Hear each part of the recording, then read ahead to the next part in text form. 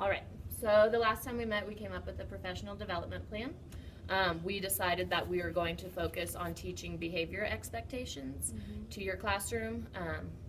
We decided based off your TPOT that would be promote learning for all of the classroom.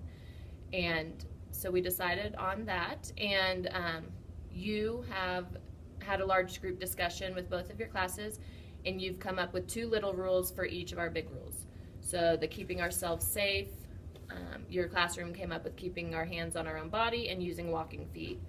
Keeping our things safe, we'll put toys back where they belong and treat our toys gently, and then keeping each other safe, using your words and being kind to one another.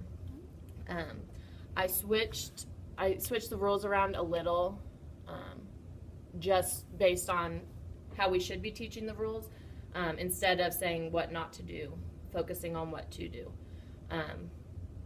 This just helps them, like all the evidence shows that whenever you're giving clear expectations, clear, simple, and short, that kids are more likely to succeed and challenging behavior is less likely to occur.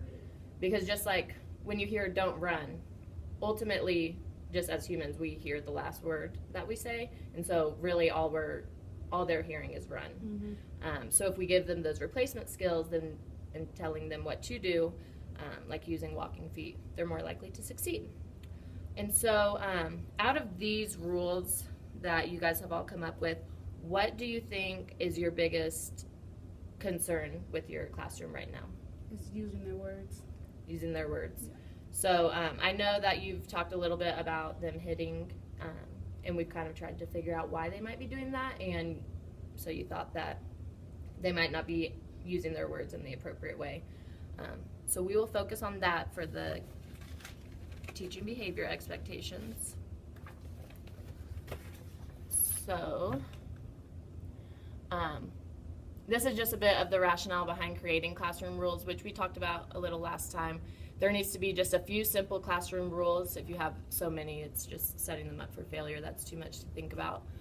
When they are creating the rules, it gives them a sense of ownership over their classroom.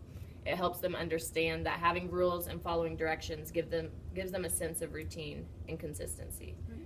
And I think we can all agree that we all like routine. We all like to know what's coming, for sure. So, and just giving clear positive directions, what to do instead of what not to do. And then it's so important to be praising them when they meet expectations.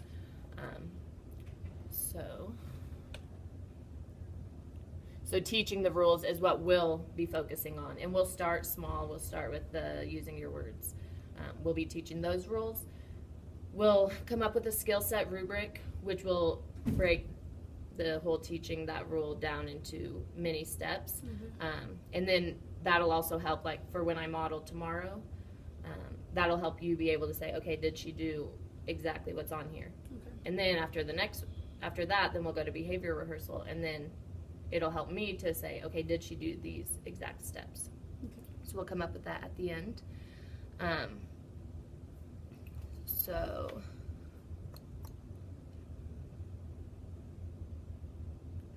I know, and this is a huge strength in your circle rules. I feel like your circle is, for the most part, pretty contained. And I know that you use those large circle cues. So when do you pull those out? At the beginning of circle, so when they first get here, their first circle, so they're reminded how to set that circle and expectations at circle. Yeah. And do you feel like that helps? It does a lot.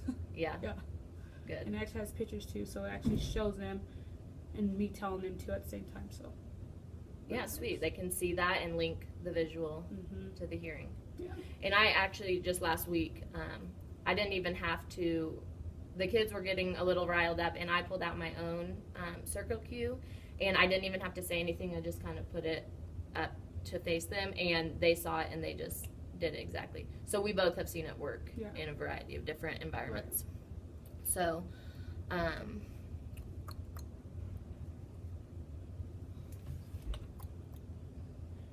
So we just reviewed the rules that your class came up with. And so I'm gonna just show you a few different ways that we can be teaching these rules, and then we can kind of gather, you can be thinking about which way fits your personality type and your learning style better, and then we'll make a plan